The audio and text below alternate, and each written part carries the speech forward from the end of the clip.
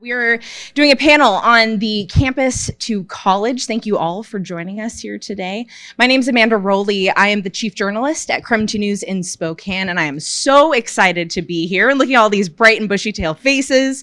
How are you guys doing? This is the second day of symposium. How are we feeling so far? Learning a lot? Yes? Are we awake? Okay. I'm excited to be here, and I'm also an alumna of the Murrow College. I graduated in 2014, proud Coug, and I'm really excited to be here participating in the symposium. I learned a ton when I was a student here from these symposiums. I use a lot of the tips, tricks, advice that was shared with me in all those 4 years of the symposium, and I still use them today. So I'm happy to be able to be up here with this beautiful and wonderful panel of recent grads here to share some of that information for you too as you guys head out on your communication journalism journey. So we're gonna get started. I'm gonna be asking these guys first to introduce themselves, and we'll go over some questions to give you guys some insight on what you need to know out the gate. And then we'll take some questions from the audience, spending time at the end there. So we'll start over here with, forgive me, Angelica. It was a day. Angelica, tell us a little about yourself. Sweet. So hi, everyone. I'm Angelica. I was born in the Philippines and raised in Hawaii. I graduated from WSU in 2021. Right now, I am a reporter at the News Tribune in Tacoma, Washington, and I cover pretty much East Pierce County, which is Puyallup, Sumner, Bonnie Lake, yeah, and stuff like that. So I write and I take photos and do videos and sometimes TikToks. That's it. And Grace? Yeah. Hi, everyone. I'm Grace Ghirarardelli. I graduated in 2022. I am a sales enablement specialist. I work for HighSpot. My job is to enable go-to-market teams by effectively communicating, strategizing, and ensuring that they have everything they need when going into market. Yes. I'm Jenny Power. I graduated from WSU in 2019. I'm from Tacoma, Washington, and right now I'm the morning weather anchor at Nonstop Local KHQ, which is the NBC affiliate in Spokane. But I have also been a multimedia journalist, a reporter, breaking news reporter, and now my title is weather anchor. Hello, good morning. Nice to see you all. I'm Bradley. I work with Jenny.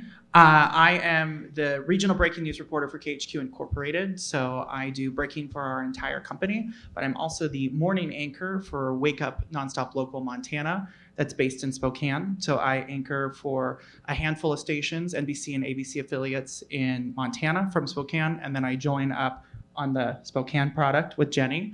And then I'm also on a Fox show that airs from the Panhandle of Idaho into Cle Elum and in the Tri-Cities. And I graduated in 2018, did a small stay in Bozeman, Montana as a morning reporter, and now I'm back here with wonderful Cougs. It's nice to see you all.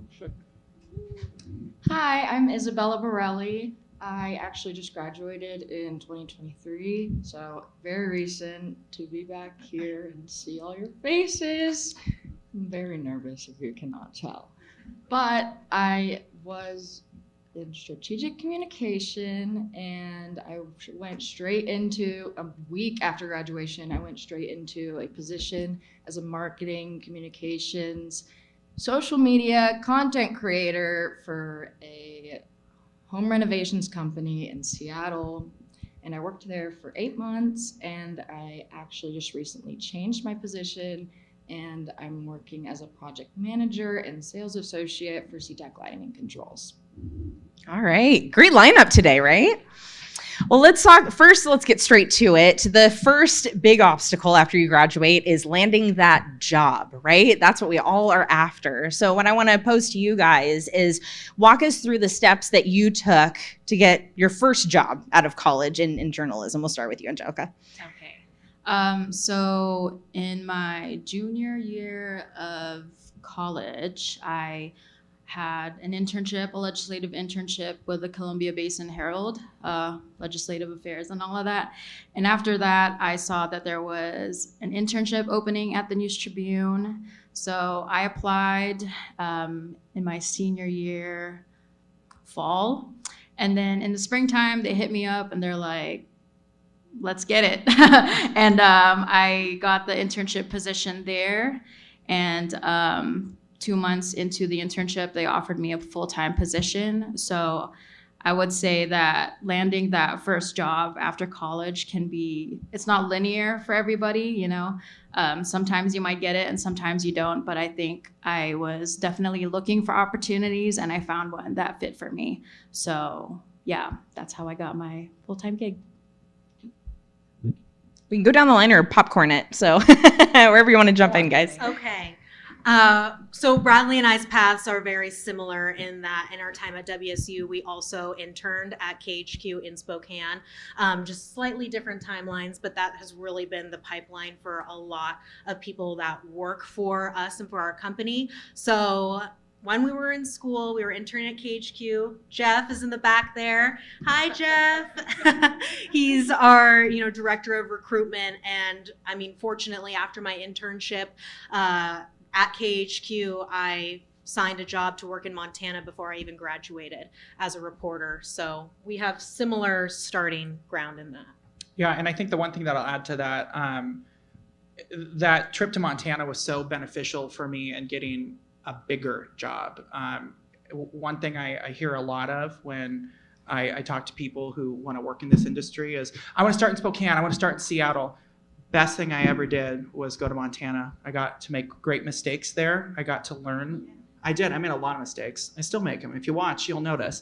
But, it was probably the best thing for me when landing the job I wanted, because landing a job and landing the job you want are two different things. You're not going to start at the top. And that was a lesson that I needed.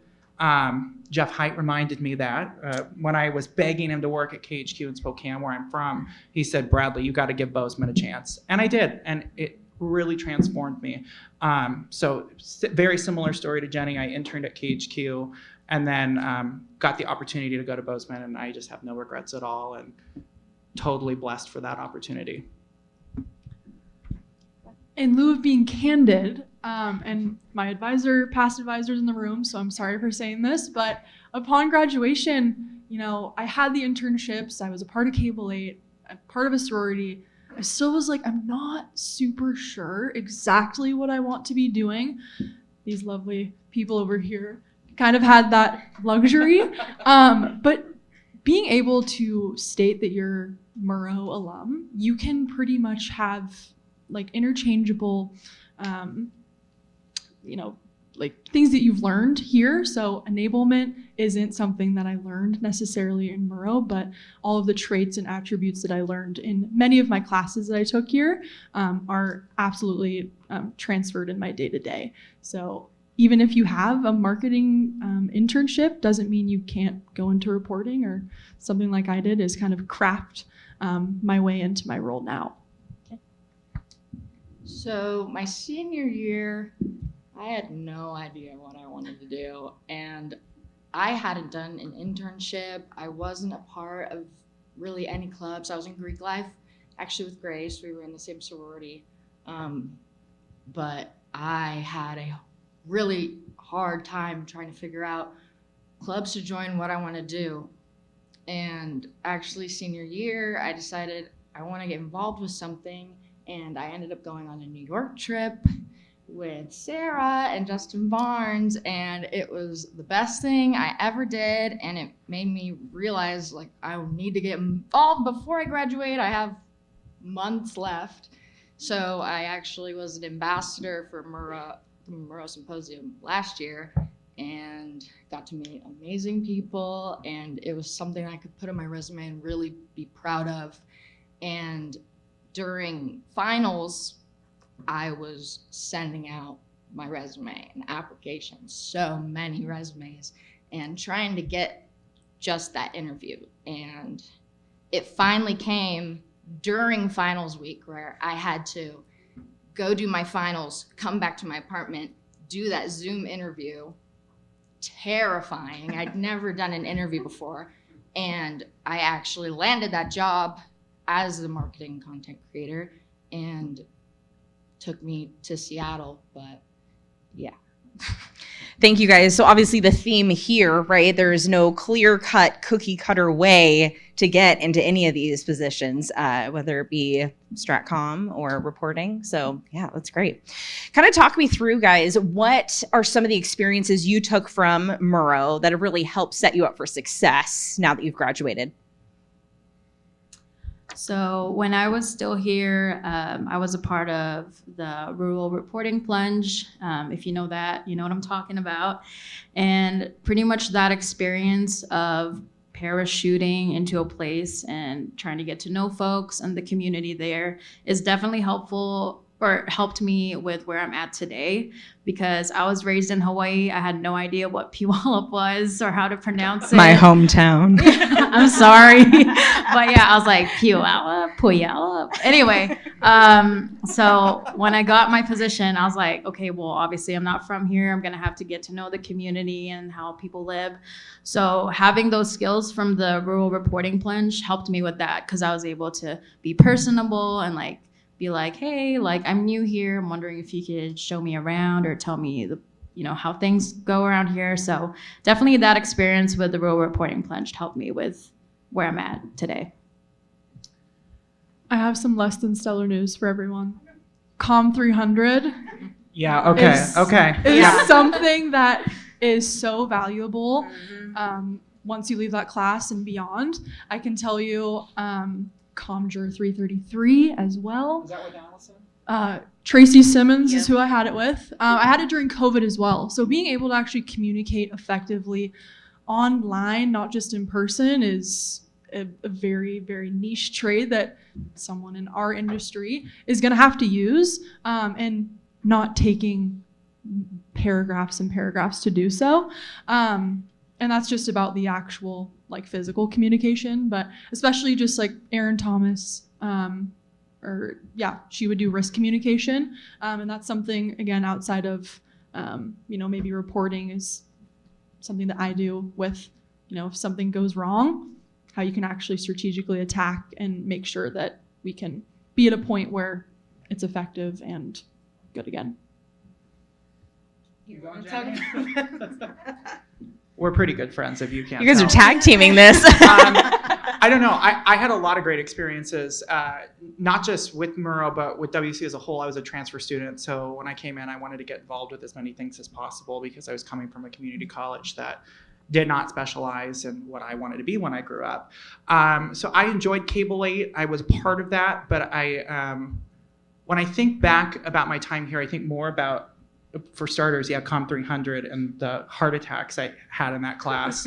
And I don't think any of you had Roberta, but did you? Oh, yeah. Listen, if you had Roberta you Kelly. went through something different, but you came out stronger on the other side. That's and, true. I mean, I still text Roberta. I texted her. I was writing a story like a month ago, and I didn't know it was I can't remember. It was an enunciator or something. I don't know, like a title. And I needed her help, and boom, you could answer that question. So, I mean, that class was hugely important for me. I passed it on the first try. I remember, saying the rosary over it because it was so stressful.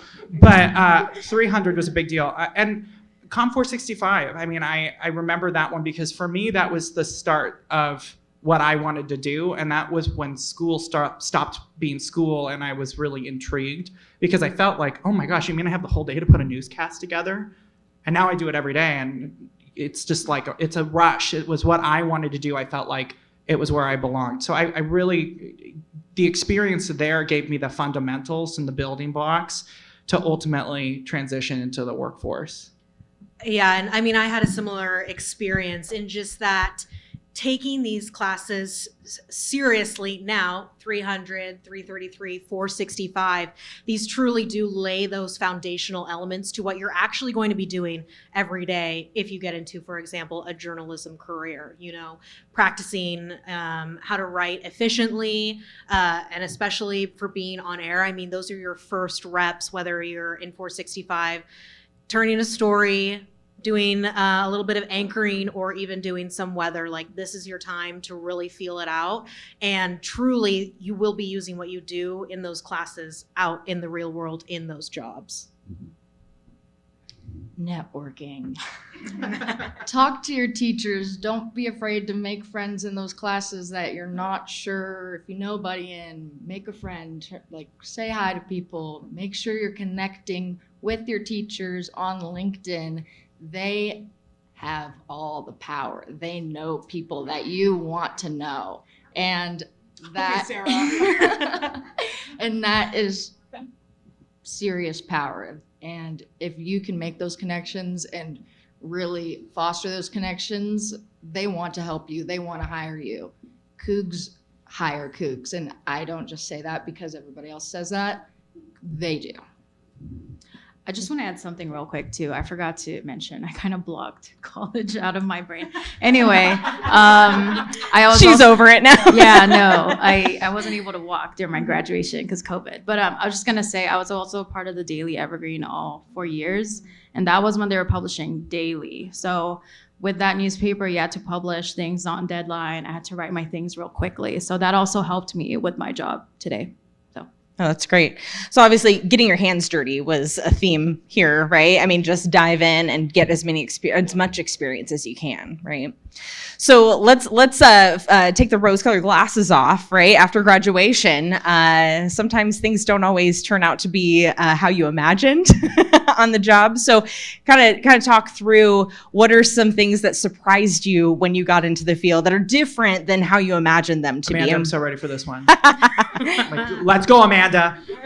So it's really hard.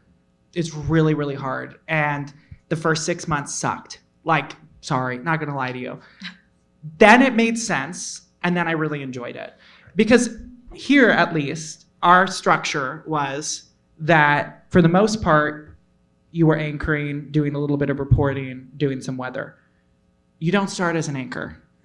So I had to learn how to be a reporter in negative 30-degree weather. Amanda, you've done it too. We did that. Yes. We put our time in Montana. Yes, Amanda was in Great Falls for us, and I still get emails with your email address on it, CC'd. It was cold. It was exhausting. I was nervous. I was like, you've got nerves on top of waking up at 2 a.m. on top of, I hope my story's good. I mean, I was just I remember my first live shot. You won't forget your first one if you go into TV. It was at an airport in Bozeman. And at the end, the anchor, I was reporting live in Bozeman. I'm Bradley Warren, Wake Up, Montana. And the anchor went, all right, and Bradley's our newest member of the team. Bradley, how you doing? And I went, and I didn't know I was still on camera. And Ken was like, you doing well? You doing okay? And I was like, oh, I'm doing good, Ken. I'm good. Like, The sigh heard across journalism students everywhere. It was hard. It really was hard. And then reps came, and the ability to tell a story came, and then the guidance from people in my newsroom came, and it all started to make sense.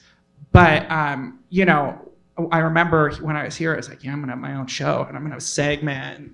And now I do, and it's not that much fun, you guys. It's a lot of work, especially if you want people to watch it and resonate with not only its accuracy, but that you're a trustworthy source. So, I have one 22-minute show that I work on for 5 days. 5 days for 22 minutes, and it's broke up into 10-minute increments. I work for 5 days on it. And I hope that people think it's accurate. I know it's accurate. But that's why I put so much work into it. And it keeps me up at night. It keeps me up at night, that one show. And it's that important to me. So there's a lot of things that you think about this industry, like it's going to be glamorous and people are going to do your hair and makeup. Jenny already said no. It's a lot of work. It's a lot of hard work. But it's rewarding because at the end of the day, people in our community watch us and go, okay, it's safe to get out of bed. And I think we make people laugh sometimes. I think so too. I think we make people laugh. But yeah, even going off of Bradley, TV may seem like it is going to be very glamorous. It is not in the beginning, that is for sure. And I am probably a more glamorous type of person in just who I am. I'll be completely transparent. But yes, I started in Montana completely alone. I didn't know a single person, and I was working on the morning show 3 a.m. to 11 a.m. Like total half yard, graveyard, weird hours. But all of that work and all of that grind that I put in those first early years has paid off, like, and taken me places that I would not have even imagined in 5 years' time. So truly getting out there, getting in those reps, getting down and dirty and all of it will pay off eventually. So I would say I don't have crazy hours like they do. I work 9 to 5, which is pretty nice. I love Lucky. I love my 8 hours. I get cranky if I don't. And I would say the first few months I started in the newsroom, it was pretty easy just because, like I said, I had the experience with the Evergreen. I already had my legislative internship. So I already kind of have an understanding of like deadlines, who to talk to, all that stuff. But I will say I wasn't prepared for the mental capacity that I would have transitioning to a full-time position. And what I mean by that is I'm very pro therapy. I was just talking to Megan, who was my former advisor, and I was telling her like, wow, like all these assignments that I deal with, whether it be a death or like a lawsuit about something, it can take a pretty big toll on you, especially if you write that and you kind of attach to it in a way. So I would say that was something I wasn't prepared for. And I'm thankful I'm still 25 because I'm on my parents' health care. So I'm writing that till I'm 26. But yeah, I think that was like a pretty eye-opening experience for me. Like, whoa, like I actually take in the stuff I do. So yeah. Thank you. Let's hear from our Comstrat gals. Yeah. Yeah, I think, okay. We all lived through COVID. We know what it takes and what it means to adapt. Starting your first job, again, is not going to be glamorous. It's not going to be exactly what you signed up for. Take challenges or projects within your job that are outside of your actual scope. Obviously, you don't want to be like stepping on toes by any means, but for instance, in my role, being a liaison between the corporate company culture and the actual frontline sellers and marketers, I have my own role, but take a step outside and I can go work with actual product marketing individuals. If there's a project that makes you spark some interest of some sort, definitely do that, because it's not all dandelions and butterflies when you actually step into your role, but you can make it that way. Okay. When I first applied for my job and I got the call saying that they wanted me, the first thing he told me was that I was the least qualified person that applied to this job. And I was like, wow, thank you. That makes me feel so good about myself. And the only reason why he hired me was because of my cover letter. Write good cover letters. They make you stand out. It's the one big thing. However, I thought I was going to be able to move to Seattle. I had lived in an apartment here by myself. I was kind of ready to take that step. That did not happen. I still live with my parents. As much as I love them, I would like to have my own space one day. Unfortunately, that drive to Seattle every day was an hour and a half one way, hour and a half back home. So it was exhausting. It was a lot on my mental health, and it was just hard. As much as I really enjoyed the people that I worked with, the management, however, was not great. I ended up leaving due to some unseen circumstances, but it was a very small business. There were 10 of us that were there when I first started, and in the 8 months that I was there, 2 people were left, and I was not one of them. I was out of there. And I remember driving home and just crying every day because I was so frustrated with my work. My boss didn't make me feel like I was doing a good job, even though I felt like I put my heart and my soul into everything that I did. But another thing, if you do get offered that first job, even if it sounds really, really good, don't always take the first offer that somebody gives you. Negotiate as much as you can to get what you want, because you're so valuable. This college is so valuable. You guys have the brain power to do it. So Thanks, guys. I want to move on to the transitioning portion of it. But before we do, I don't want to dwell too much on this, but Bradley, you had brought up this first 6 months were tough. Right? Sucked. So if anything, we just briefly, what does that transition time look like? Everyone has their own rhythm. So I'm wondering, how long did it take for you guys in your first position to really feel like, okay, I've got my feet underneath me. I kind of have an idea of what I'm doing. There's always room for growth, right? But how long, what was that time frame for you? Was it 6 months still? Well, I mean, I or? still don't feel like I got it, Amanda. So if you got any tips, Fair. bring it on. There's always room for improvement. Yeah, I mean, and that's first and foremost the most important thing, right? Like, don't ever act secure because you're not. You know, there's always going to be someone that wants opportunity from you. And I'm just straight shooting with you. So, I mean, the more work you put in, the more you're going to get out of it. For me, yes, probably 6 months is when I started to feel comfortable. But again, it had to do with, like, my job is not a 9 to 5. Like, it was networking in the community, going to events, getting to know the county commissioners, getting to know the mayor.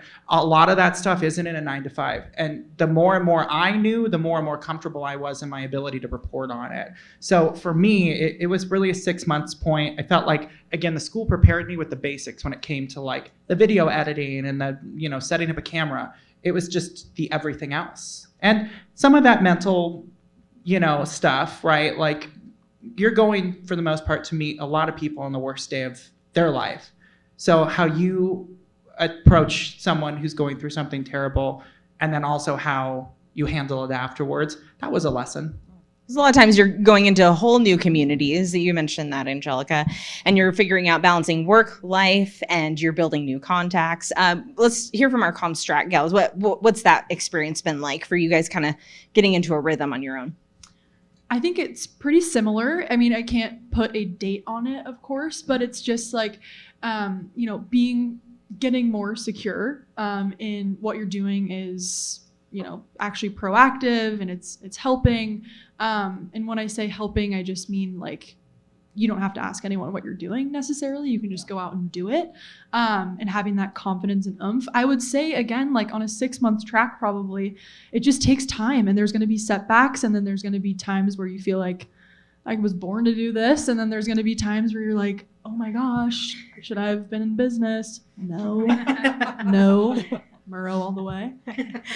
So then let's dive into that transition. So, looking back, what would you say has been the most challenging part right out of college, making that transition from the WSU time of 10 past the hour to got to be on time in work, pitching stories, or, you know, being ready to go for your position? What was the most challenging part of that transition? That was the longest winded question. Did you guys catch that? No, you're good, What was Amanda. the challenging part of that transition?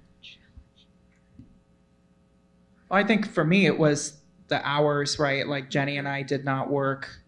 First off, we were bureau reporters. Well, I guess you were in a building. Whoop, whoop. I was in a building, but a bureau shift. Yeah, so we were alone. We didn't see our managers until after our show, so it was really bad. We found out about it after it happened, not before.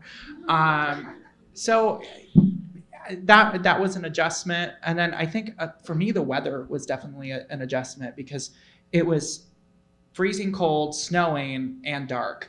And that's why I think I say 6 months, because would 6 months from January be about June? Spring. Yeah, so when the sun came up, I guess I got happier.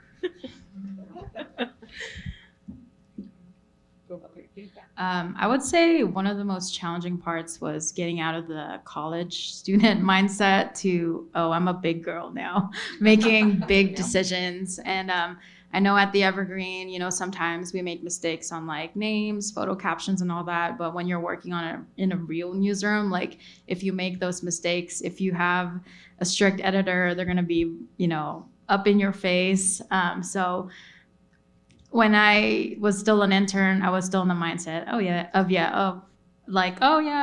it's okay. It's just a simple mistake. But later I learned, like, okay, I'm dealing with, like, actual leaders out here and actual people, and, like, you really want to be factual and accurate in the first try. So not saying I made a lot of mistakes, but I definitely had to transition from, like, college student to adult. Yeah, definitely making time for yourself and the things that you want to do. I know that has still been a little bit of a struggle for me, because I enjoy, like, going out and going to the gym and being able to walk my dog when I get home. And now with the time change and it being lighter at night, it's definitely helped. But getting home at 5 o'clock and it's pitch black outside, you don't want to do anything the rest of the day.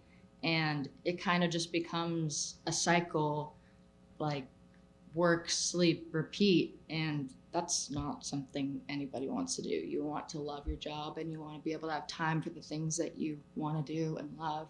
And it's kind of just a balance that you have to figure out for yourself. And I still haven't figured it out. So we're all figuring it out still. That's great. Thanks, guys. So looking back, what's an opportunity or an experience that you wish you could have immersed yourself more in during your time in college to help set you up for success now that you've graduated?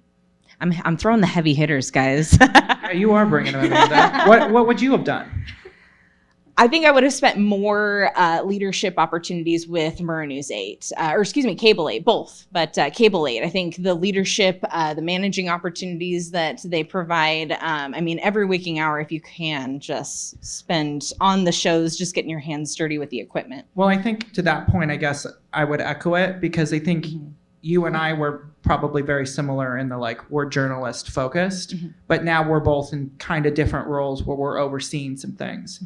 And I feel like that maybe was something I didn't learn a lot of, was the people management element, to your point, the administration side. I mean, I was so focused on how to write a good story. I wasn't like, oh, I've got 5 new reporters now that I have to help. How do I talk to them? Because I've got a lot of new reporters and I'll call and I'll be like, I need this done now, bye. And that would probably work for Jenny. But for my new reporter in Bozeman, it's got to be a little hi, how's your day? Grady, I don't do that to you, do I? No? Okay, cool.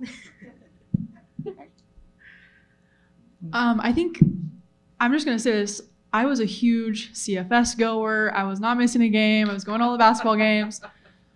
Sam, actually, in the last session, she works cable for Kraken. She was explaining how it was it's pretty tough to give up a CFS, but I'm actually running cable for Kraken now because I took the time to just, 1 or 2 games or that's for media coverage reporting and that sort of stuff. But, what you do now is really going to set you up for what you do later. If I could go back, maybe emphasize a bit more on, it's all right to show up after the first half and, maybe get a media pass for a basketball game. By the way, whoever is covering PR and media coverage for kind of everything that's going on at WSU sports right now is doing an incredible job. I'd love to give them their flowers for that. Yeah. Go Cougs, go Cougs. Yeah. Go right, Cougs, right? Of course, yeah. And just echoing off of saying yes to all of the opportunities that you can while you're here, whether that be trying out different things. When I went to school here, I would have never in a million years thought that I would do weather. I was a sports person. I worked for the athletic department. I was working every game. I was doing the freelance stuff with Pac-12 networks and ESPN. But now my career has taken me on this other trajectory.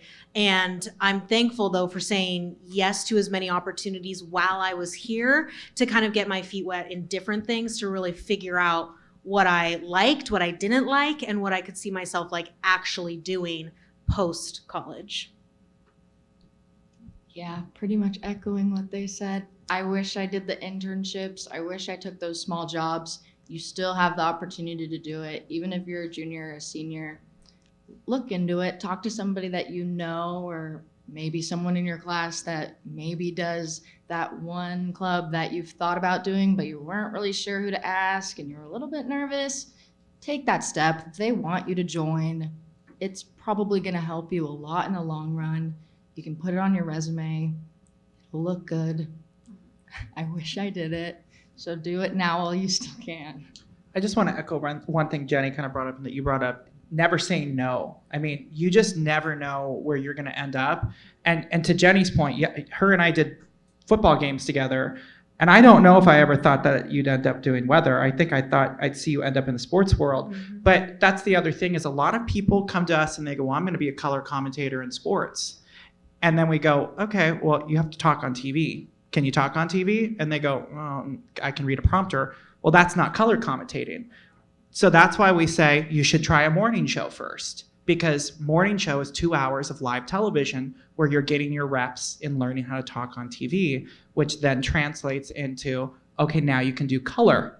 So you never know what opportunity is going to lead you to your next adventure. And like I said, kind of at the start, Amanda, you're not going to start at the top. So you might as well have fun getting there and enjoy the journey, because it is a journey. I mean, I don't know what's next for me. I mean, I hope I have a job tomorrow morning, Amanda. Jeff, is he shaking his Sarah. head? Well, I do want to leave some room or some time for questions. Are there any in the audience? Yeah, go ahead. My name is Gabrielle Bowman. I just had a question. When it comes to, obviously, most students go on a lot of shadowing trips, a lot of shadowing events to different companies and to different places. And I was just wondering what you guys think is the best thing to seek out when you're on these trips. Who is it best to communicate with? What are the questions we should ask? Just to again, get that networking, but also, get that experience and understanding what goes on in actual missions. I have a note on that. This is my opinion. I was at Bloomberg in New York, where a tour was taking place, and a girl had brought her resume and cornered the person who was giving her the tour and was pitching herself for a job. And that was not the right place to do it. And I've never forgotten it. So I think it's knowing, one, if you're there on a shadow, being excited about it is one thing, but if you want to pitch yourself, that's after the fact. I do have a note with that too. Last year, someone was shadowing me. I think her name was Lauren, and she was a WSU student here. And I pretty much prepped my day to kind of align to where it would be like a typical journalist day for me. So I brought her to a press conference with this police department that I cover, and she was able to see what I do and what kind of questions I ask and how I interact with folks. So I would say definitely try to look for journalists out there who work in the industry and ask if they could shadow. I think 9 times out of 10 they're open for it. I was definitely open for it. So you can have an insight of what a reporter's day looks like. So. Any other questions? Yeah. Did you have something to say? You sure? Yeah. You do have a question. Bring it on. Hi, my name is also Gabrielle. I'm Gabrielle Feliciano. I have a question about if you guys have any advice for kind of the nitty gritty when it comes to kind of transitioning from being a college student to an adult and looking for an internship or a full-time job or any other positions, like interview advice or job application advice or resume advice, or even just any other tidbits you guys might have. I think from my perspective, you're not receiving a grade anymore. This is it's affecting revenue, it's affecting businesses' livelihood, and just being very intentional when it comes to, finding internships, just all the nitty gritty things of you have to want to be there, and it's a purposeful thing. So again, it's not like you're just receiving a grade anymore. Being intentional, because at the end of the day, it's not only your personal brand, but in my case, it's a company of 1,000 people that's trying to go public in the near future. So it's every little thing counts. Mm-hmm. Yeah, and hand in hand with that, especially if you're looking to be on air, journalistic personality, a TV personality, being really authentic in your interview process, as well as your resume reels and stuff, because although we are, journalists, and it's very non-biased and straight down the middle, your personality and who you are as a person does still come through the camera. And of course, people your employers, they want to see who you really are. So practicing having that confidence, speaking to people, and just being secure in yourself of what that you can bring to the table and what you can do. The most freeing thing that was said to me, and it's so cliche, but it's just so true. My boss, Tracy, who I adore and would take a bullet for, I'm so grateful to have her as a boss. She said to me, I was having a meltdown. I have those sometimes. And I said, Tracy, I'm not landing at Peter or Joe would. And she said, that's fantastic. I didn't hire Peter. I didn't hire Joe. I hired Bradley. And I was like, oh, well, I can give you that. So really be yourself. They already have what they're looking for in someone else. So they hired you for a reason. I just want to add too, while you're looking for jobs and internships, while it is important to like do your research on the org and like their mission, how they work, their pay, vacation, all that, it's also important to try to get in touch with someone who's working there right now so they can give you the tea. I feel like a lot of people will be brutally honest with you with what they think about the work culture. So it's definitely important to give them a call too, because I really think they would be open to talking to you about how they feel about the work environment, because that's important too. So, Sarah? Yeah. Okay. Hi, everybody. My name is Sarah. I'm the assistant dean here in the Murrow College. I have the pleasure of knowing all of these lovely people on the stage today. One thing that I'm seeing as the assistant dean is that fewer of you are taking advantage of the resources that Murrow provides. And I think that's just probably a consequence of the pandemic that we went through. But I think one thing that they all share, that they all have in common, is that they use their resources. They knew who to talk to and when to talk to them. I mean, how many hours have I counseled Bradley? We spent a lot of time together. Right, exactly. And Grace and Bella.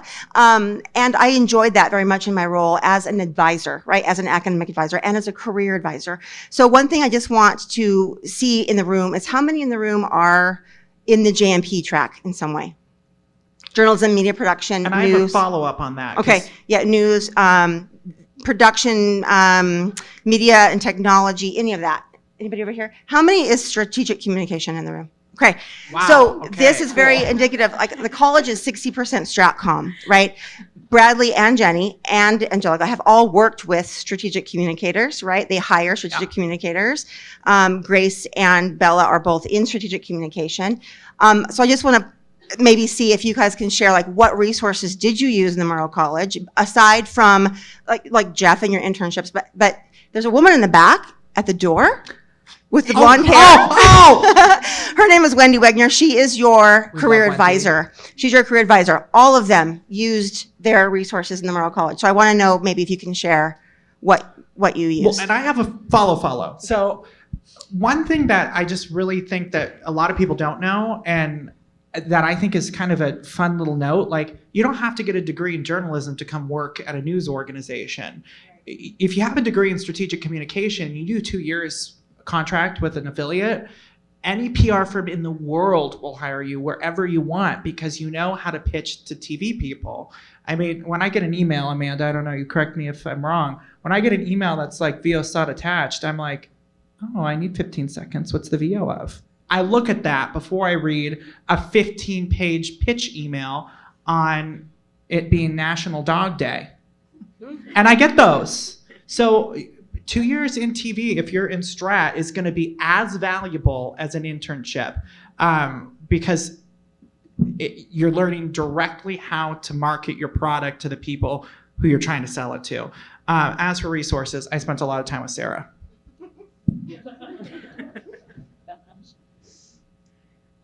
I would say LinkedIn right now I've been using is a amazing resource. There are the WSU Murrow LinkedIn groups, and I actually recently just sent Sarah some of my company's hiring right now, and they go and they post those. I know, is it Megan she also posts on LinkedIn all the different jobs in strategic communications. Oh yeah, we love Rebecca. We stan Rebecca. I see you, Rebecca. Yeah, she posts great stuff on LinkedIn. If you're looking for a job in that field, those are amazing resources to look through. And even to go off of whatever everyone has said, when at my time at WSU, I did the dual program thing, right? So I have journalism and media production, but also the public relations side. And when it was coming up to graduation, I had done internships on both sides, the journalism and for PR. And it really came down to, okay, well, what am I going to do? And I was kind of freaking out because I have both these things. And I really did rely though on my advisor and talking to Megan a lot about what do you think I should do? Like kind of just bouncing ideas off and having someone to talk to about that so openly and freely, which is exactly what your advisors are for, was huge and really helping me kind of nail down which path I was ready to fully go on to.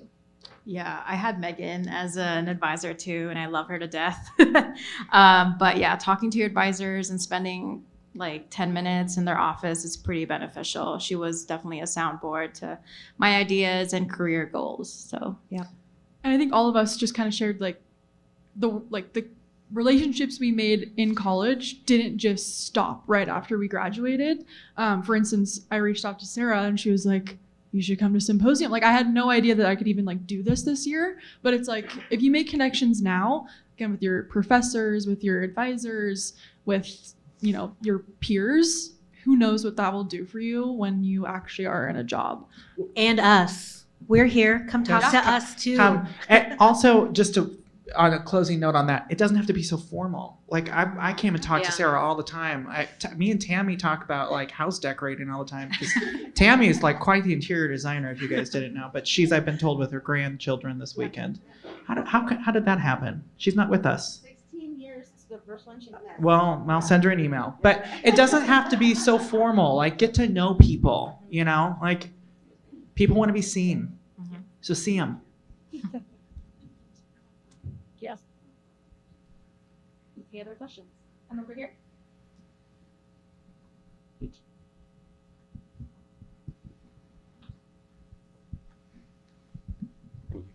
So I had a quick question about internships. Do they expect you to know anything at all, or are they just okay? Everything. You need to be able to produce a 5 o'clock newscast. Ah, damn! What a shame. Well, it No. looks like I'm not getting one. No, we don't expect that. We expect you to come to us with no knowledge because you're an intern, and then we give you the opportunity to figure out what you like in the newsroom. A lot of people, I've seen it. Sorry, Tom. I love you. They all come in. I want to work in sports. I want to work in sports. Oh, I love sports. And then they go, oh, I could be a morning reporter. I could do the evening. I could do weather. It's all about figuring out what's best for you. Mm-hmm. Yeah. And you can teach the skills as long as you have drive and passion. And I'm sure I'm sounding like your parents right now, but as long as you have those things, you can be taught exactly what you need to know in the role. Mm-hmm. It's also, sorry, did you? I didn't do an internship, so You made it. Okay. You got a job, so it's cool. Good interns stand out. Interns that come in and work hard and contribute to the overall product are people that we want to keep. And I can think of one right now that was incredibly hardworking, delivered for us when it wasn't expected, and got opportunity because of it.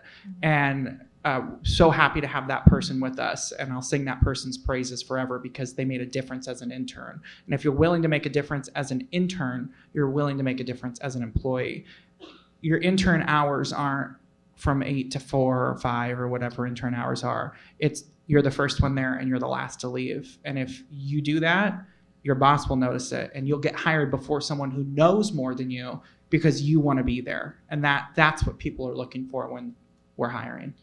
And I think also when you have these internships, because I remember when I started my internship, I was scared. I was nervous. It's a big fancy TV station and these people talk to thousands of people all the time. So I was more reserved. And if I regret anything, it was holding back. And again, Bradley said it, we're normal people. We want to be seen. Come up, ask the questions, even in those internship scenarios.